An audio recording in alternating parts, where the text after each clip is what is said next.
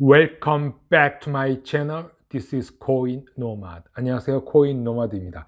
코인게코의 마켓캡 3.3% 하락해서 1.29조 달러. 비트코인 33,602불로 4% 오늘 하락하고 일주일 동안 7.3% 하락을 하였습니다. 조금씩 하락을 하고 있습니다. XRP를 보면은 53센트. 오늘 하루만 8.6% 하락하고 일주일 동안 11.8% 하락하였습니다. 오늘은 XRP 차트 두 개 보고 XRP 소송 관련된 기사 보겠습니다. 자, 처음 차트는 Defend Dark가 올려준 차트인데 2020년 12월부터 보겠습니다. 그리고 2021년 1월 달에는 상승을 하였다.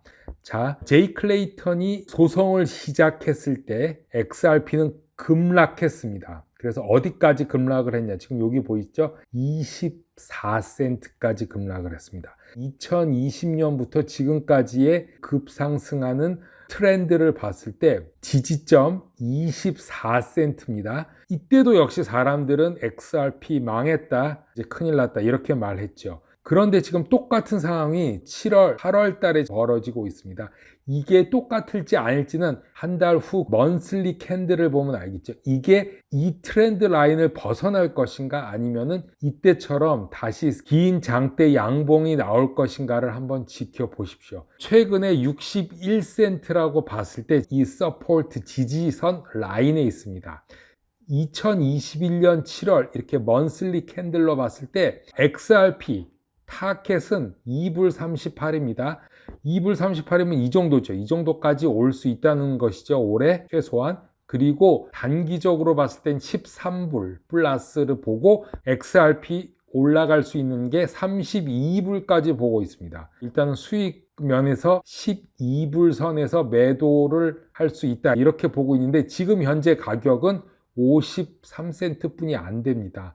이렇게 전체적인 차트로 봤을 때 200원대는 나쁜 가격이 아니다. 매집해도 된다고 말했고 또 최근에 50, 60센트는 일단 들어가도 괜찮다. 이런 생각을 하고 있습니다. 자, 두 번째 XRP 차트를 보겠습니다.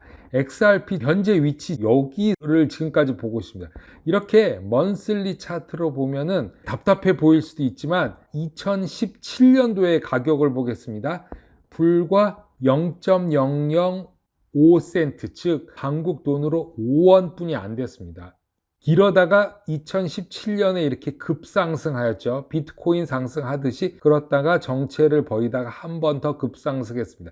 0.005에서부터 2불까지는 엄청난 상승이죠. 이 상승을 우리가 생각하기 때문에 13불도 나올 수 있고 32불, 586불까지 나올 수 있는 것입니다. 지금 이렇게 보면 최근에 여기서 사신 분들은 평단가가 1불이에요. 지금 2불 가까이 돼. 하지만 길게 보면은 결국에는 우상향할 것이다. 트렌드 라인은 이렇게 보고 있는 것이죠. 한두 개의 월봉만 보고 불장이냐 아니면 베어 마켓이냐 불 마켓이냐 이렇게 따지는 것은 별 의미가 없다. 200원일 때도 XRP는 스캠이다. XRP는 안 된다고 말했고 2018년 4월에도 보면은 상승 후 지속적으로 하락 후에도 월봉으로 보면은 큰 상승이 나왔다. 그리고 다시 하락을 하였지만 또 한 번의 큰 상승이 나왔고 다시 하락을 해서 밑도석이라는 말이 붙었지만 결국에는 비트코인과 함께 큰 상승을 이루었는데 이게 끝이 아니다. 지금 이 상황은 공포 속에 있다. 그리고 이 지지선으로 보면 지지선 하단이 지지해주고 있다. 이렇게 말할 수 있습니다. 자, 리플 소송 차트 보겠습니다. 리플에게 유리한 상황으로 진행되고 있는 것 같아 보입니다. 리플 변호인단은 SEC 집행위원들의 최근 성명서를 사용하여 해임 움직임을 강화하고 있다. 이렇게 나오는데 리플 변호사들은 2020년 12월 말 미국 증권거래위원회 SEC가 제기한 소송을 기각하기 위한 개별 소송에 대한 추가 권한 고지서를 법원에 제출했습니다.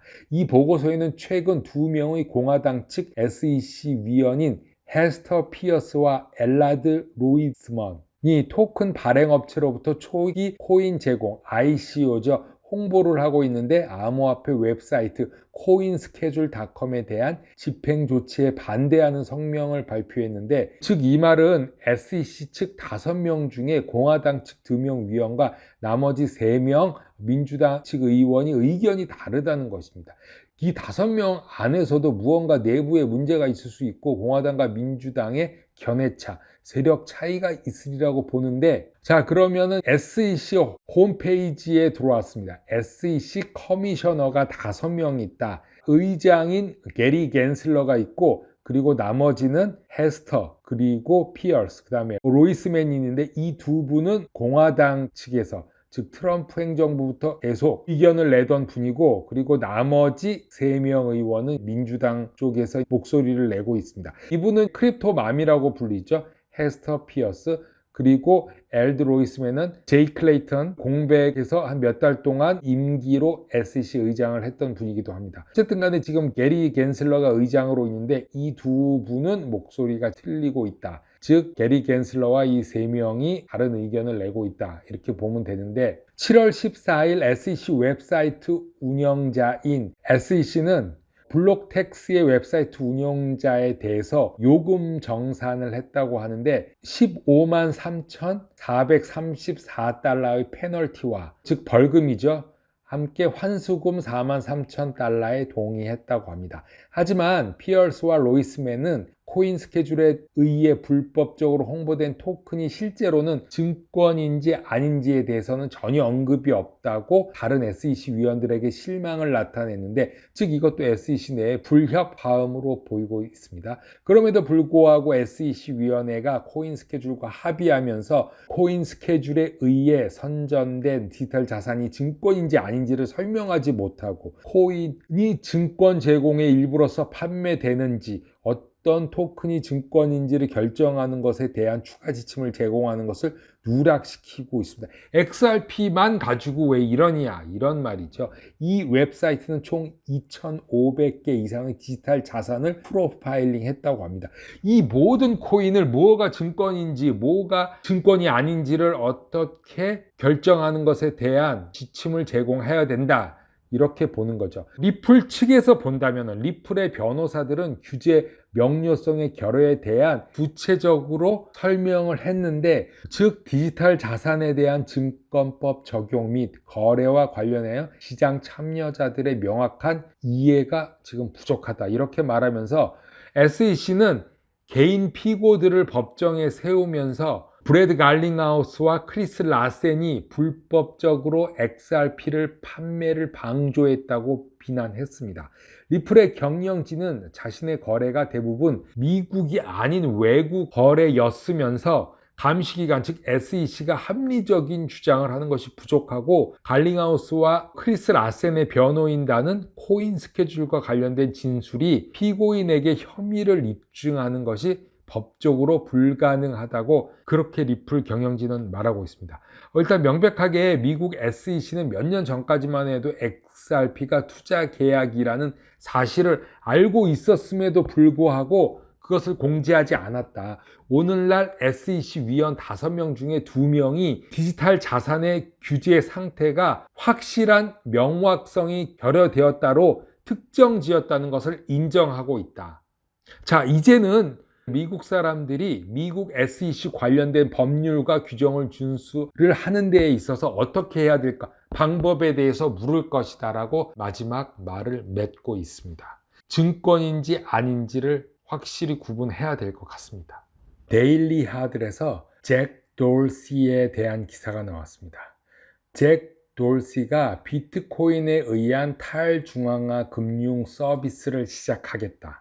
잭 돌시에 대해서 한번 찾아봤습니다. 잭 돌시는 트위터의 CEO이자 스퀘어의 CEO이기도 하죠. 미국의 빌리어네어 테크놀로지 기업가라고 나오는데 수천조 달러가 있습니다. 비트코인에 초점을 맞춘 디파이 서비스를 목표로 하는 새로운 사업을 설립하는 트위터의 CEO이자 스퀘어의 CEO, 테크 대기업의 CEO 잭 돌시는 대부분의 디파이 어플리케이션이 이더리움 블록체인을 기반으로 하지만 돌시는 스퀘어가 새롭게 떠오르는 암호화폐 하위 부분에서 비트코인을 도입할 계획이라고 말하고 있습니다. 스퀘어는 탈중앙 집중식 금융 서비스를 쉽게 만들 수 있는 유일한 목표로 개방형 개발자 플랫폼을 구축하는 데 초점을 맞춘 새로운 비즈니스를 창출하고 주요 관심사는 비트코인이 될 것이다.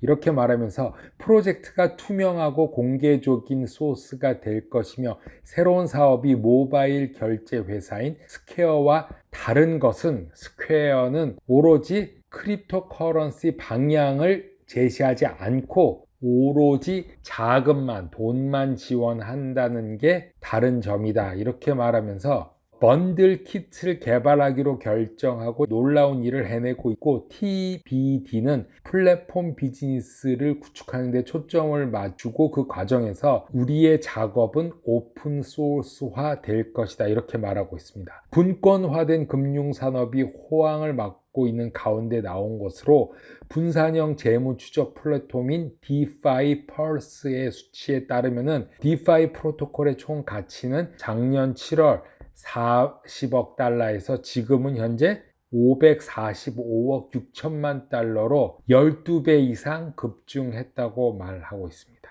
코인 노마드 오늘은 여기까지 하겠습니다. 감사합니다.